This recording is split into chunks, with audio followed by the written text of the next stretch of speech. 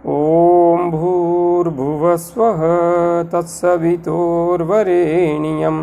भर्गो देवस्य धीमहि धियो यो नः प्रचोदयात्। उस प्राण स्वरूप, दुखनाशक, सुख स्वरूप, श्रेष्ठ, तेजस्वी, पापनाशक देव स्वरूप परमात्मा को हम अपनी अंतरात्मा में धारण करें। वह परमात्मा हमारी बुद्धि को सतमार्ग की ओर प्रेरित करे। भाइयों बहनों, जय श्री राम, जय गुरुदेव, जय माँ आदिशक्ति। आप भाइयों बहनों की साधना से संबंधित जिज्ञासाओं का समाधान करते हुए मैं आज प्रथम जिज्ञासा सम्मिलित कर रहा हूँ। भाई त्रिभुवन चौहान जी ने अपनी जिज्ञासा प्रकट करते हुए लिखा है, गुरुजी, मेरी गवर्नमेंट जॉब नहीं लग रही है, बहुत कोशिश करने के बाद भी कृपया मदद करें। भाई त्रिभुवन जी, आपकी गवर्नमेंट जॉब नहीं लग रही है, आप प्रयास कर रहे हैं। पहला सुझाव तो आपको मेरा यह है, यदि आपकी जन्म पत्रिका बनी हुई है तो एक अच्छे ज्योतिषी से, जो अच्छा अनुभव रखते हों ज्योतिष का, उन्हें दिखाइए, क्योंकि वास्तविक रूप में ज्योतिष वह विज्ञान है जो हमारे जीवन की दिशा धारा को बेहतर तरीके से स्पष्ट करता है। हमें किस क्षेत्र में सफलता मिलेगी और किस क्षेत्र में सफलता नहीं मिलेगी, यह पूर्ण वैज्ञानिक तरीके से बताता है, स्पष्ट करता है।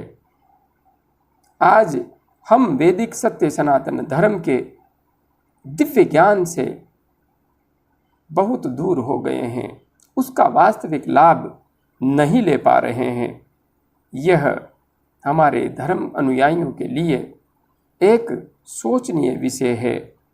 किंतु हाँ, आप एक बार अपनी जन्म पत्रिका को किसी अच्छे ज्योतिषी को अवश्य दिखाइए, और यदि आपकी जन्म पत्रिका नहीं है तो भी आपको घबराने की कोई आवश्यकता नहीं है।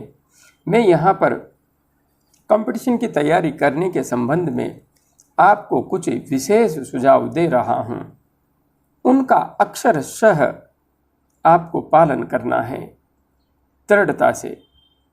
पहला कार्य तो आप यह कीजिए, आप देखिए, अपने आप का मूल्यांकन कीजिए कि आप किस विषय में, जनरल नॉलेज में, मेंटल एबिलिटी में, इंग्लिश में, मैथमेटिक्स में, या जिस विषय में भी जो विषय कॉम्पिटिटिव एग्ज़ाम्स में आते हैं, उन पर दृष्टिपात कीजिए। देखिए कि मेरा कौन कौन सा विषय बहुत मजबूत है, स्ट्रॉन्ग है। उन विषयों को आप अलग कर लीजिए। यदि आप जीके में अच्छे हैं तो जीके में कौन से पार्ट में अच्छे हैं, इतिहास में अच्छे हैं, पॉलिटिकल साइंस में अच्छे हैं, या साइंस के पार्ट में अच्छे हैं, या जो करंट अफेयर्स आता है उसमें अच्छे हैं, उन टॉपिक्स को बिल्कुल अच्छी तरह से छांट लीजिए। उनमें आपको कोई विषय ऐसा मिलेगा जो आपका कमज़ोर होगा, और कोई विषय ऐसा मिलेगा जो आपका स्ट्रॉन्ग होगा, मजबूत होगा। उन्हें अलग अलग कर लीजिए। अब जो कमज़ोर विषय है उसको ABC ग्रेड दीजिए। जो बहुत ज़्यादा कमज़ोर है उसे A ग्रेड, जो थोड़ा कम कमज़ोर है उसे B ग्रेड, और जो थोड़ा सा कमज़ोर है उसे C ग्रेड। इसी प्रकार से आप मैथमेटिक्स के पार्ट पर आ जाइए, वहाँ पर भी अलग अलग प्रश्नावलियाँ हैं। उन प्रश्नावलियों को छांटिए कि कौन सी प्रश्नावली में आपकी कमांड बेहतरीन है। जिन प्रश्नावलियों को आप सहजता से पूर्ण कर सकते हैं और आपको किसी प्रश्न में कोई कठिनाई नहीं होती, उन प्रश्नावलियों को आप चिन्ह लगा लीजिए। और दूसरे नंबर पर वे प्रश्नावलियाँ जिनके कुछ सवाल आपको आते हैं लेकिन कुछ प्रयास करने के बाद भी छूट जाते हैं, नहीं कर पाते आप।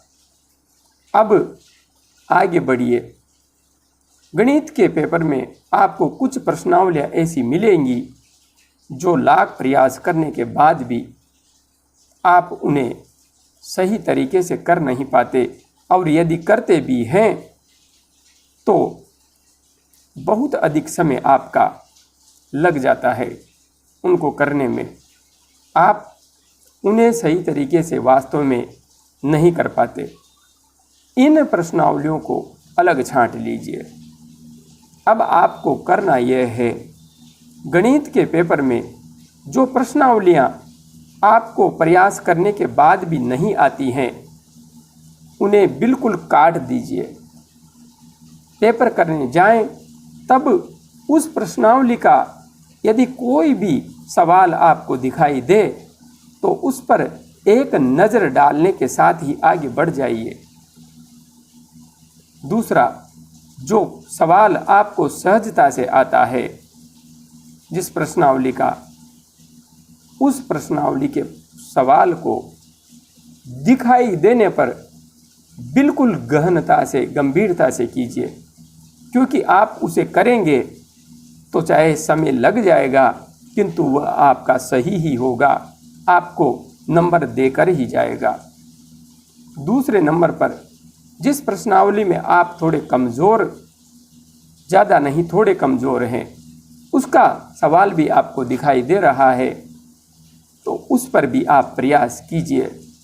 हाँ, सवाल करते समय भी आप यह ध्यान रखिए कि किस प्रकार के सवाल मुझे आते हैं और किस प्रकार के सवाल मुझे नहीं आते हैं। गंभीरता से इस बात को ध्यान रखिए।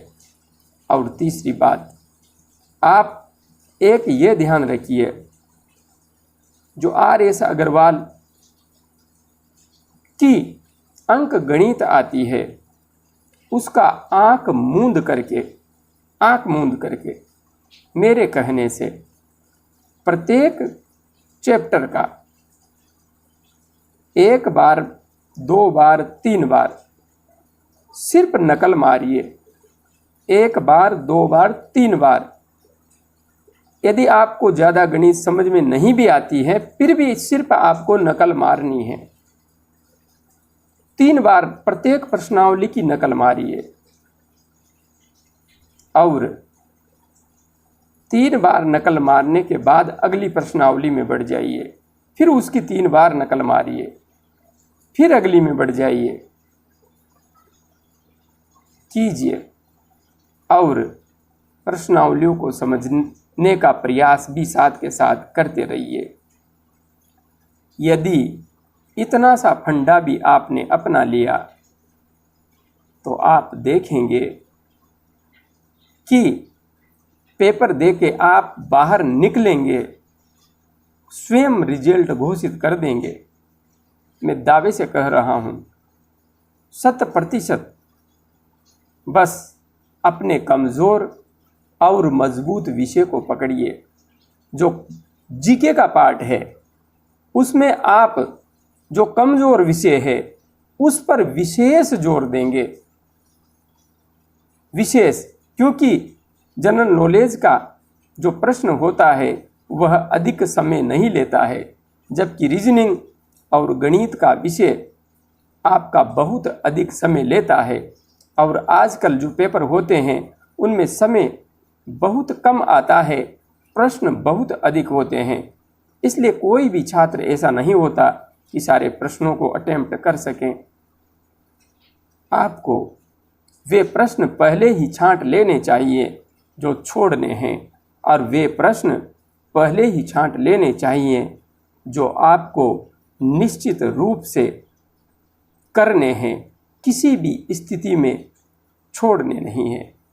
और हाँ, प्रतिदिन नियमित रूप से अनुलोम विलोम, नाड़ी शोधन प्राणायाम, कपाल भाती प्राणायाम, भ्रामरी प्राणायाम का अभ्यास करते हुए गायत्री महामंत्र का 30 मिनट जप अवश्य कीजिए, क्योंकि यह संसार उस परम पिता परमात्मा के द्वारा चलाया जाता है, उसकी क्रिया शक्ति के द्वारा चलाया जाता है।